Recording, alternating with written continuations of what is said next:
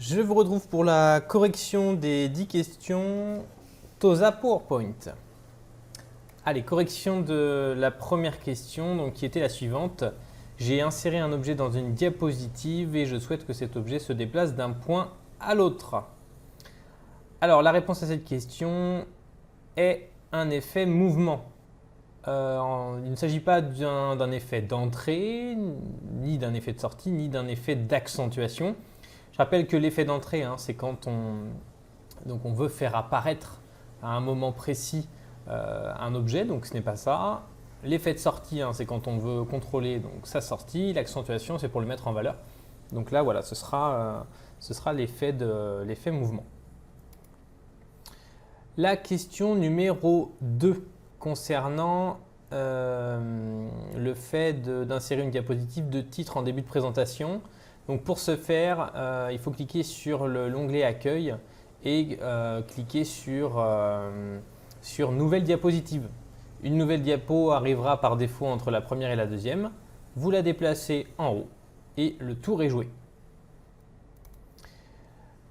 Concernant la troisième question, donc un fichier qui porte une extension POTM, c'est un modèle de présentation PowerPoint contenant des macros qui, je le rappelle, sont des actions enregistrées.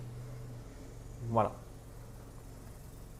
La question numéro 4, j'ai modifié la mise en page d'une diapositive en déplaçant des espaces réservés. Donc c'est en cliquant sur un petit bouton, alors qu'on voit ici au loin, qui s'appelle Rétablir. Il ne s'agit pas de changer la disposition, il n'y a pas non plus de clic droit pour réinitialiser. Encore moins l'utilisation du petit pinceau qui permet de reproduire une mise en forme. Donc c'est la réponse D.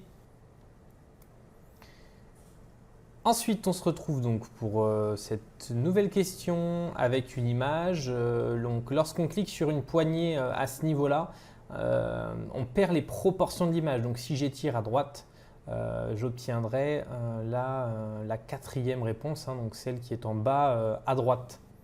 Voilà. Donc, ça ne pouvait pas être celle-ci puisque on étire vers la gauche, celle-ci non plus évidemment, et celle-ci non plus puisqu'on ne conserve pas les proportions. On continue pour appliquer un format portrait comme montré ici. Ça se passe dans l'onglet Création. Dans l'onglet Création, vous avez un bouton qui s'appelle Taille des diapositives qui vous permet de changer le format. Je vais vous montrer juste après. Concernant la bordure, donc même chose, je vais vous montrer juste après. En fait, il faut sélectionner les différentes formes et se rendre dans un onglet qui s'appelle Format de forme pour changer et appliquer une triple bordure.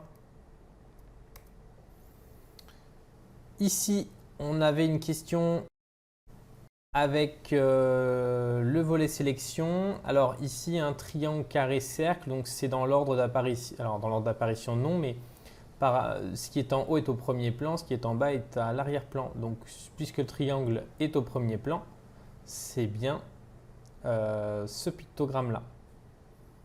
Triangle, carré, cercle.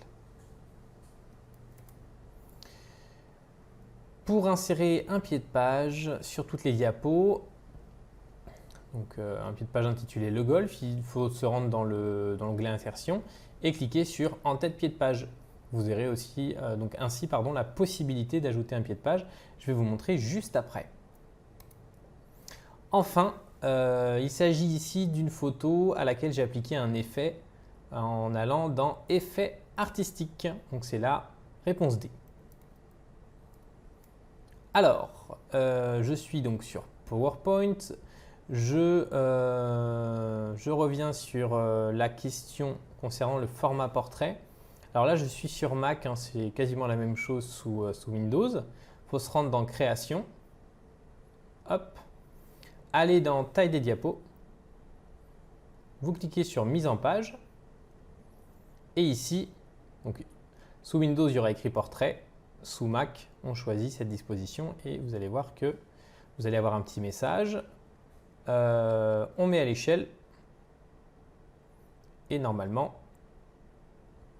Donc c'est en cours. Voilà, la taille est modifiée, je suis passé en format portrait. Alors je vais revenir en arrière. Concernant donc les formes, alors je vais aller dans insertion, je vais vous montrer avec une forme. Alors je vais prendre par exemple, hop là, c'est un petit peu long, une ellipse. Donc je trace une ellipse. Voilà. Vous avez donc l'onglet format de forme et vous avez alors ici la possibilité d'ajouter donc un contour avec une épaisseur. Donc là vous avez des choses qui vous sont proposées, mais nous ce qui nous intéresse ce sont les autres traits, pardon. Alors sur Mac, une fenêtre s'ouvre à droite, sous Windows c'est un peu différent. Et ici, au niveau de la composition, vous avez la triple bordure. Voilà, tout simplement. Alors je vous invite à augmenter un petit peu la largeur. Donc on va exagérer, hein. Voilà. Et vous voyez qu'on se rapproche du modèle. Et enfin, au niveau donc, des images, pour obtenir donc, cet effet, alors vous voyez par exemple ici, je sélectionne la copie d'écran, vous avez format de l'image et dans les effets artistiques, vous aurez un mode dessin ou un mode plutôt appelé croquis. Voilà. Voilà, vous êtes maintenant préparé pour une partie, en tout cas, des questions hein, qui pourraient potentiellement tomber lors de la certification TOSA PowerPoint. À très vite pour une nouvelle vidéo.